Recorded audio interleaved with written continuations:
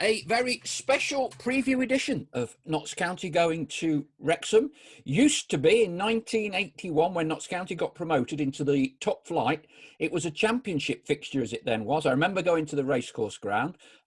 Young lad growing up, he might not have been born. You might recognise him. He's a proper Welsh boy, a proper Wrexham lad. We go back a long way. Robbie Savage, delighted to see you, pal. Macy, how are you, man? Listen, before we start this podcast, you know, for people who don't know our relationship, obviously you were my press officer at Leicester, and you can imagine, you know, my, how can I say, my, the perception of me was I always wanted to talk to the press, and you had to calm me down at times, but I was all right to deal with, mate, wasn't I? Sav, you were absolutely, all joking aside, you don't need any flattery, you were top draw. As indeed were large numbers of that group of players at Leicester, and it contributed to the success story. Neil Lennon, very educated man and articulate man, Neil, as you would know. Muzzy was very good. The whole group of players were really good, but I've got to say, you were pretty legendary. So it's... Hang on. Why didn't you say when I said about me, you said Lennon was very educated. You didn't mention educated and me in the same breath. We're off already. Yay, I've only got half hour to do everything to do with Wrexham Notts, so I need to use these minutes wisely. I've missed you. I've missed you, pal, as well. Now, Wrexham, for people that don't know, you were born, raised, your mother and your brother, I still believe, live in the Wrexham vicinity. Let's just go right back to the young, modest, shy, little Robbie Savage in his shorts going to a local Wrexham primary school and Wrexham Football Club. Yeah, well, Wrexham was my team, still is my team. In terms of my grassroots career, playing for my dad in Wrexham, always wanted to, you know, be a Wrexham player. Always used to, on a Saturday afternoon, if I'd not been to the game, sit in front of the TV, waiting for the Wrexham score to come on the classified results. Seeing that badge, you know, driving past the racecourse all the time. And my ambition was, in those local grassroots leagues, to one day play for my beloved Wrexham.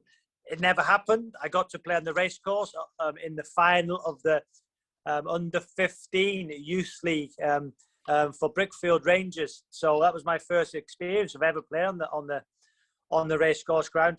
Watched many a game there. Play on a Saturday morning for my grassroots team, Clyde United or Bradley or Brickfield Rangers, and then with my mates, get the bus from my, you know, local area, 3-mile trip to Wrexham, go to McDonald's, walk up to the racecourse, stand on the cop, great memories, great moments, and then get the bus home. So that was my Saturday, and the dream was to play for Wrexham. Now, I think quite a legendary goalkeeper sadly has passed away in the last 24 hours. So Di Davis, Wrexham, Everton, Swansea, Welsh international. You would have played under Di, I believe, at one period, yeah? Yeah, Di Davis, a great man. It's such a sad loss. I respected him greatly.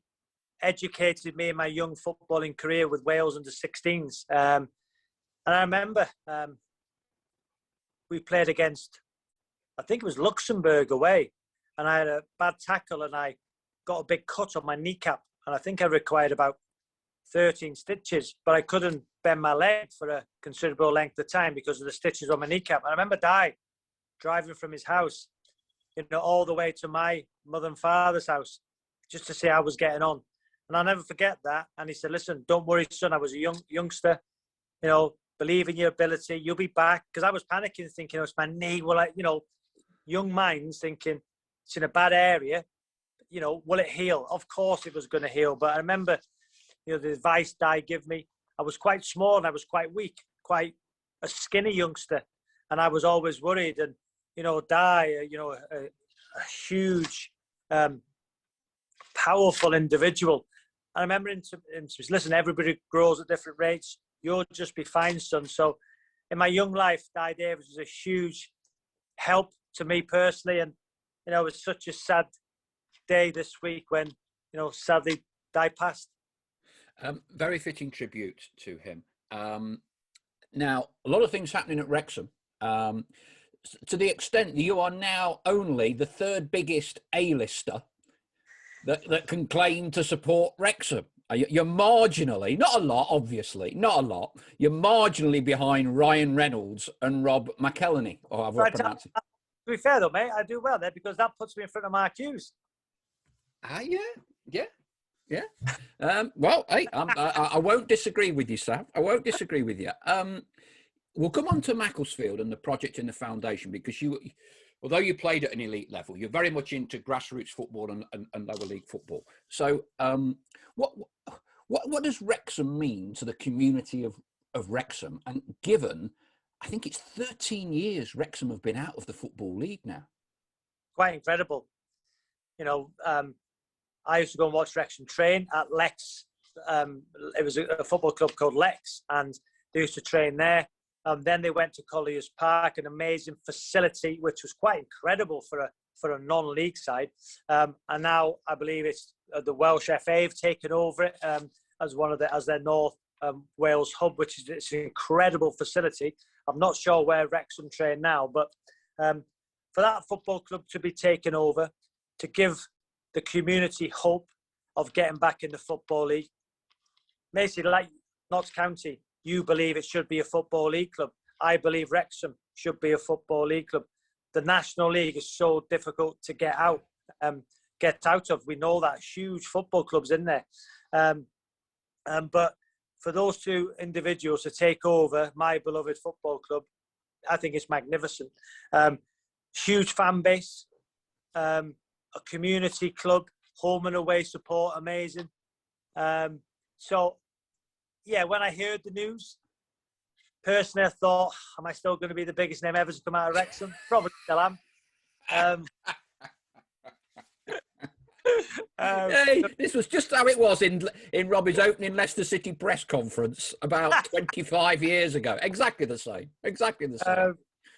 No, listen. Well, I think like you, because we're football fans, and like you, Wrexham trending worldwide. You know, those two individuals buying that football club is a great thing. Is a great thing, and we've all know what Wrexham have been through. They had some tough times, but now they've got a real opportunity with those two individuals at the helm to really push and try and get out of that league. Listen, they've probably been trying for a while, just haven't been good enough. But we know, don't we, Macy, how difficult it is. Look at Salford. They didn't get out the first time. Wrexham's been there for 13 years. It's a very difficult league to get out of. You're not wrong. We've had Paul Cox, who got Mansfield out back into the Football League, who's an ex-Notts lad, and he refers to it as a graveyard for ex-Football League clubs, and it can be very, very, very, very difficult. Now, I'm sure everything is above board with your guys' takeover. It's all gone through properly, professionally. We had a bit of a false dawn at Notts County with the Munto area. And I'll come back. And if you can remember, you played right at the dawn of that era. So Munto, billions of pounds allegedly taking over Notts County. Sven-Göran Eriksson came in as director of football, and we had a pre-season friendly against Derby. And you played. Eh? Did I score? I can't remember that, but you definitely played. Yeah. If it was the game, it was a cross, and it went about 50 foot in the air, and it landed in the goal. I'm sure it was. Yeah. Did you have a word with Sven? Did you tell him you were available or not ready to drop down at that point? Was that the time when Kasper Schmeichel played for Notts County? Yeah, Kasper came in probably a week or two later. There was a pre-season friendly arranged, and it all the Munto all took on, and my son just took out some photographs of you in your Derby shirt playing against Notts in that friendly. So it obviously left an indelible impression on yourself. Did you play against Notts much at all when you were at Crewe or not? Crewe, yeah, for Crewe, they had a really good team. Very difficult place to go. Don't tell me the name of the ground. Notts County. It's not Meadow Lane, is it? Yeah, it is. Meadow Lane, yeah. See, my knowledge of football is obviously up there with the best.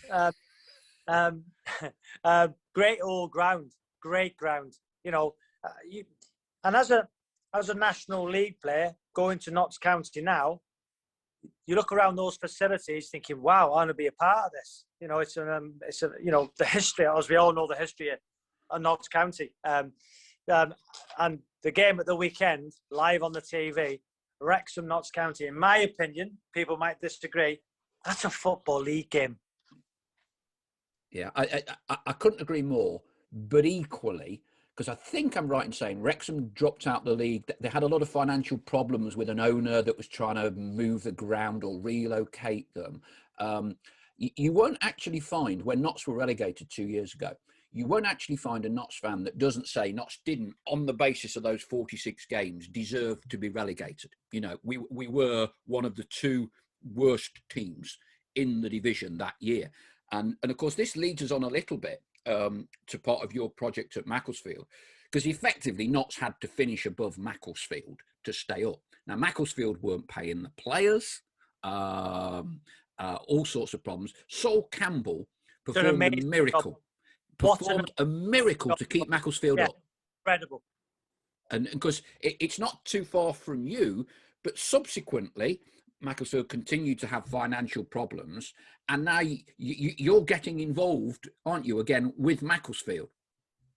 Yeah, so, you know, as you say, I think not enough credit, in my opinion, was given to Sol for the job he'd done with his football. Macclesfield Town, as it was then, keeping them up was quite an incredible job. Obviously, now we've lost the town out of Macclesfield FC's name, but the town have got a football club back that will be in the best place, I believe, probably in its history.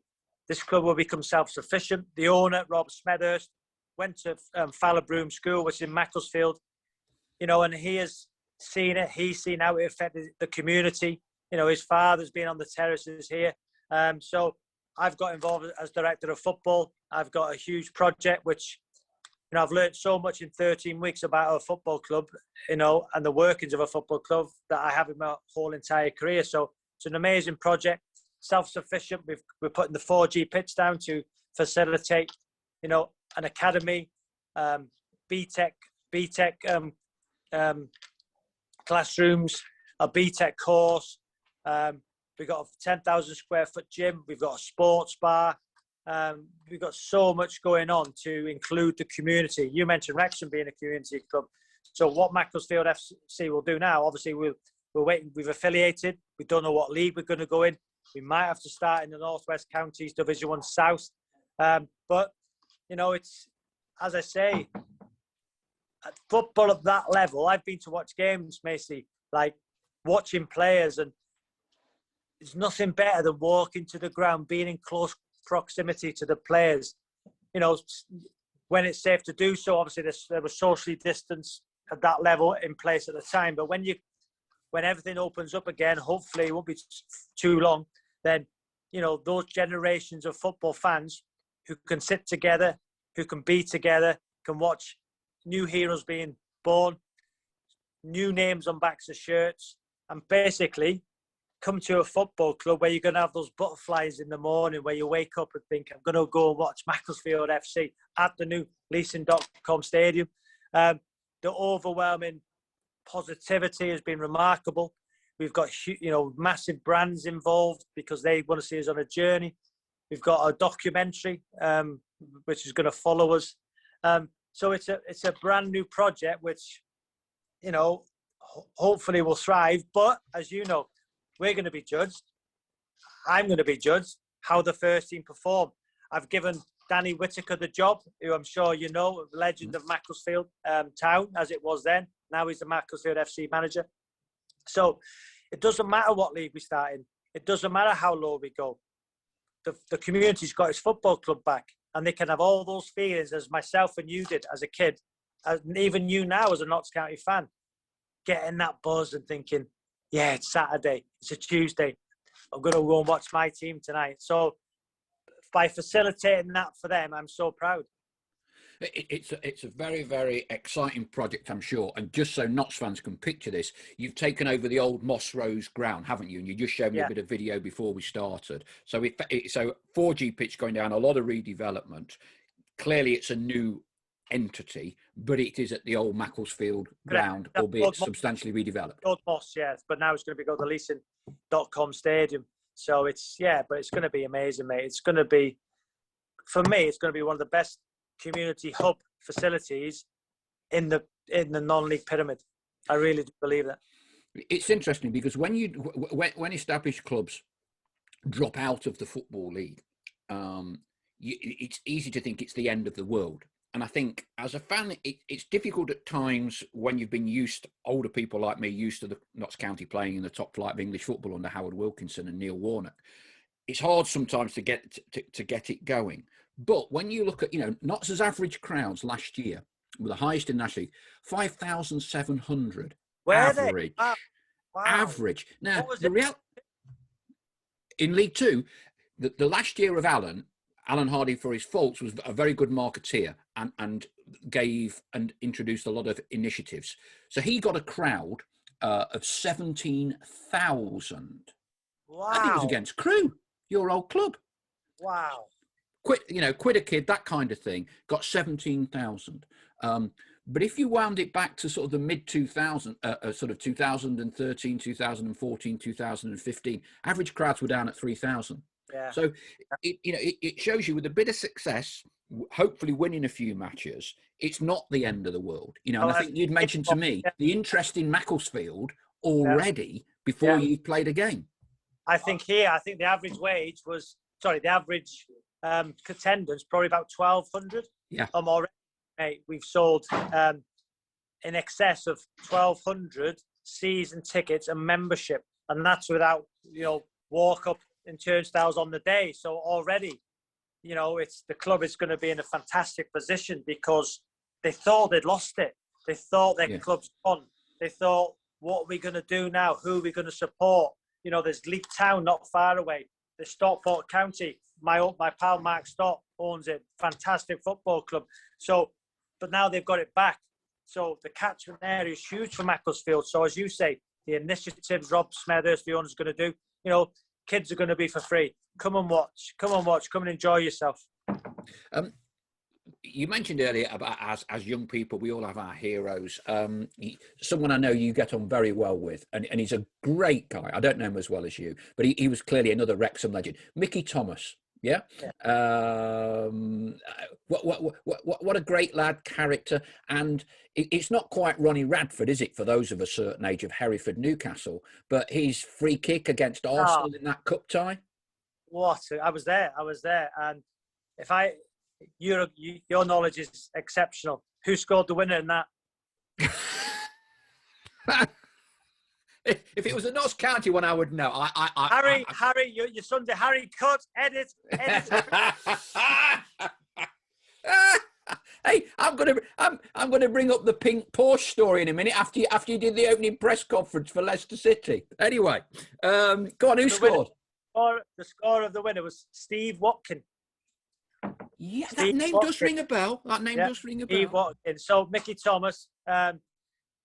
Wrexham were 92nd, weren't they, in the Football League? Arsenal were champions or top. I think Alan Smith got the first goal. I'm sure Alan Smith got the first goal. And then Mickey Thomas, smashes it in the top corner with his long hair. Joey Jones, another Jerry Jones, legend of Wrexham, was on the coaching staff. Mickey running over to Joey, hugging him, and then Steve Watkin got the winner. What an incredible day. Still, for me, one of the biggest ever FA Cup shocks. That goal, as you say, Ronnie Radford, the Mickey Thomas goal. But for me, that day, in Wrexham's history, is quite incredible, and that's the beauty of the FA Cup. People talk about, is the FA Cup still the same as it was? But I think we've seen, surely the run they've had this season, getting to the fourth round. Marine, I done the draw, didn't I? The FA Cup third round draw when I picked out Marine v Spurs. I've got to say, what a draw it was for myself. Probably the best ever. But I tell you one thing, because clearly, people will call you Mr. Marmite, all the rest of it. but one thing no one can ever say is that despite having played at the highest possible level, yeah, for a long period of time, and you had a long career, you've always retained a huge amount of enthusiasm, passion, commitment. There's never a dull moment when you are about, is there? There's never a dull moment, and I think that's really good. You know, and even now with your punditry work and your newspaper work and all the rest of it, you're still very actively not only involved in lower level football, but there's a passion, there's an enthusiasm about it. Passionate. I always take it back to when I was that kid, and this is that kid who we lived in an estate in Wrexham, and in that middle of that estate was a piece of land where we always put the jumpers down. I'd be knocking on doors at 7 o'clock in the school holidays, getting on my mates with a ball. All the neighbours, all the people talk about it now. I was called Bobby. So Bobby and I was called Robbie Savage. And people now, when I go back, hi Bobby, how are you? And they think you should knock on our door to get, their son or daughter, up to go and kick a ball. I'd be knocking on every door just for somebody to play with, And in our cul-de-sac, I had Kerry and Alison lived on the corner, and I would knock on their door. Auntie Jo, and I called her Auntie Joan, was an Uncle John, because out of respect, we used to call people, didn't we, Auntie and Uncle. That's it. Dead right. So Auntie Joan and Uncle John, daughter Alison. Alison was still to this day. I used to knock on the door at half 8. Alison, come on, because Jamie wasn't up or somebody wasn't up. And Alison used to count my kicky upbeats, and be there all day. And she'll tell you the story now. And I think, Alison, go and go. I used to kick balls. Then Jamie would come, and then we'd all go on the field and play until it went dark, until I was never allowed to get dirty. So my clothes would be clean all week, where all my friends were allowed to dive in the mud and, be filthy, change your clothes, because we went, that wealthy. I had to have the same pair of jogging bottoms on for a week, and my mum would, I couldn't get dirty. So I grew up like that. And I always used to be first in. So on a Sunday, whether they all be staying out, my bath time was, my dad used to turn up in his brown Cortina. Robert, come on. I said, oh, Dad, please. No, come on. I had to go home first to go home. And I was that kid who couldn't get dirty, was first in. But I always take those feelings. And when on a Saturday morning, my grassroots game was called off, I'd be up on a Saturday morning when I had a game, 7 o'clock in the morning, and I'd be outside, if it was cold, testing the grass and thinking, can I play? Is the game going to be on? And then, if the game was off, I'd be that kid in the window, just say the game was off on that morning, and then all my mates would be allowed to stay out a bit later. I'd be that kid on the chair in the window like this, watching all my mates playing, thinking, I'm not, because it's gone past dark, I wasn't allowed out. So I'd be watching and thinking, I'm not allowed out. And all I want to be is that kid with that ball out there. And I always take that through my career. So when I hear people moan and people saying, negative things, I get criticised as a pundit. Now it's fine, it's people's opinions. But one thing I've never done is I'm always humble. I always try and give back what I never had. And it's football. It's fun. It's what we love. It's what I've loved. So I'm never going to take that passion, that desire in me to improve people's lives, give people better opportunities from my experiences. And that's why I've set up the Savage Foundation. Now, we'll finish in a minute because I'm conscious of your time. Let's just give the punters a couple of stories, because you are the best storyteller. And one of the beauties is you would always tell the stories against yourself. So when we were at Leicester, and as well as being your personal press officer, I had to fit a few other, what Martin O'Neill's like. He's high maintenance like you. But so two of the best ones, and there are hundreds of them, but they are absolutely brilliant stories. So tell us, when you've signed for Leicester and the pink Porsche. So you've just come from Crewe, surfer boy. I've done a press conference, haven't I, introducing you, this modest, mild, we couldn't get a peep out of you, right? All done. Go on. But basically, all I dreamt about was being a footballer. And then I like my clothes and I like my cars.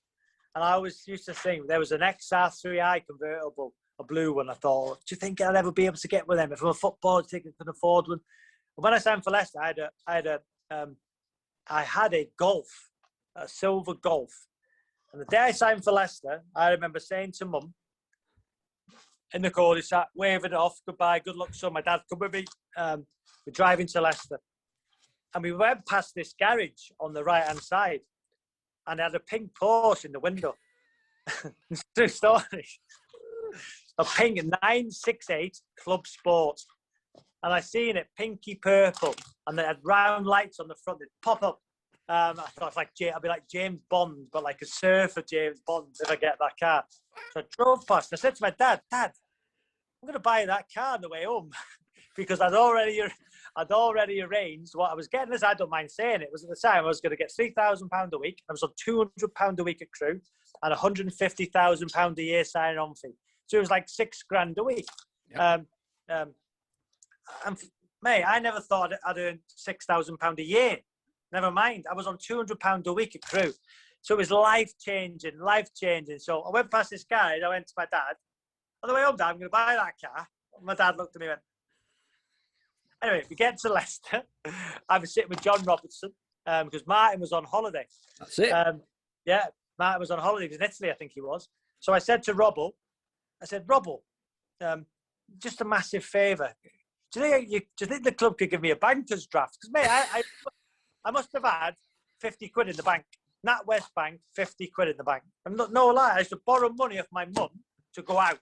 And when I signed, I owed my mum, I think it was £21,000. I had to give my mum £21,000. You went out a lot. Yeah. But that was for clothes and stuff. So, mate, true. And that was from at the age of like 16 until I signed for Leicester, mate. So when I was a YTS at Man United, when I was at Crewe, so it built up. And I always said, when I make it, Mum, I'll give it you back. And true to her word, mate, I can't believe she took it off me, to be fair. But she did. Anyway, I said to Robbo, need a favour. Do you think you could give me an advance on my side-on fee? I want to buy a car, because I love cars. And Robbo said, well, I better speak to X, Y, and Z. Anyway, they give me a banker's draft. So on the way home, I stopped at this garage, bought the car, right? So anyway, it was like a surreal, bizarre day. Anyway, give me a couple more minutes. So my dad's thinking, what is going on here? So I drive over. You imagine my mum. So my dad rings my mum and says, we're on the way, dead happy, tears. Anyway, we pull into our cul-de-sac. My mum was at the door. She nearly fainted. She said, what the bleep, bleep, bleep is that? I went, Mum, come on, it's a Porsche, a Porsche. She said, a Porsche? You owe me £21,000. You bought a bleep, Porsche. Like, get in this house. Anyway, that night, my best pal, I like shit. Listen, people don't know me. I love sharing things, and I still got the same friends now. I love sharing things with all my friends. Always have, always will. And I rung him, Jamie Piper, my best pal. He's the one who I had a crash with on the same day I got released from Manchester United, which is in my book, which is another story. So I said, Jamie, you're never going to guess what happened. I bought a Porsche. What, mate? Get round. Let me see it. Mum and Dad, Robbie's bought a Porsche. So because he lived 20 doors away. So we're going out tonight to Chester. Me and you are going to Chester in the Porsche. So on the money I borrowed from my mum, I bought a white pair of chinos. I had false tan. My hair was the blondest it's ever been. So me and Jamie, and he had short hair than me, but the highlights, the false tan, he was not as elaborate as me in his clothes. So there we are in Chester, two-seater, Porsche, pink Porsche. I've got my white chinos on. So people who don't know Chester, like a road, and it's where the cathedral, the church is, or the cathedral. I think it's a cathedral. We're driving up the main street, packed, and everybody's looking at this car, thinking, "Who is that clown?" And I'm like that. I'm at the window. Jamie's like, 2 lads from Wrexham, mate. I didn't have anything. 24 hours ago, I was on 200 quid a week. Mate, all of a sudden, Jamie, what's happening? Sorry, what's happening? The car, mate, the car started making these noises. I had to stop the car. The engine blew up. So now you've got everybody stopping in the middle of the road. The car engine had blown up. I've opened the bonnet, steam everywhere, oil all over my white chinos, sweat. The false tan was dripping on my shirt. And everybody was looking at me thinking, who the heck is that? So the day started, leaving my house in a Golf, ended up with my pink Porsche being the back of an RAC tow truck with me and Jamie in the tow truck. Oh, mate, true story. And then obviously Neil Lennon and all the guys hammered me saying, you know, this understated guy. I got the car obviously fixed and then turning up on a pink Porsche. And Lenny used to tell the lads, he's a great lad from Crewe, you know, hasn't got nothing. And I'm there having a pink Porsche at the training ground. And Martin's face, wow. But yeah, listen, you learn by your mistakes. But the beauty was, Sav, and it's part of your very endearing character that people don't always appreciate. You were very upfront about it, and you tell the story against yourself. Yeah. You know, you tell the story against yourself, and that's what's really good. I was naive, but mate, I was every little boy who wanted a nice car. And what's wrong with that? What is wrong if you've got dreams and aspire to stuff? And I was very fortunate that because of a little bit of luck and a lot of hard work and desire and knockbacks and setbacks and people telling I was too skinny, people telling I wasn't good enough, people telling me I wasn't quick enough, people telling me they'd never make it. When I got released from United, I had a car crash, ended up in hospital that night. So all these negatives, when you sign for a Premier League club, why don't you enjoy yourself? Why don't you think, do you know what? I've proved all you wrong. Although that was the start of the journey, then it becomes even harder. So we could go on all day. I know you've got a very important meeting with your new manager at Macclesfield. We'll let you go. Thank you ever so much. Great as always. Anytime. Sincerely hope that Wrexham can get back up into the Football League as well. I've noticed they're only 2 points behind Notts. They're not in a bad position, you know. Not in a bad position. You look at, stop Buck County doing. You look at Altrincham. How well are they doing? Yes. Fantastic. Yeah. Altrincham. Very, very, very competitive division. Very, very competitive. Hopefully, mate, one day Macclesfield FC will be playing Notts County in the Football League. That's the dream. Listen, the dream for me is Macclesfield FC, for you, Notts County, and for me, Wrexham. You know, one day we're playing against each other. That'll be an amazing story. Hey, on that note, I'll go and let you see your new manager. Hey, God help him reporting into you. But anyway, great to see you, pal, and look after yourself. Take care and thank you for doing this. Thanks, mate.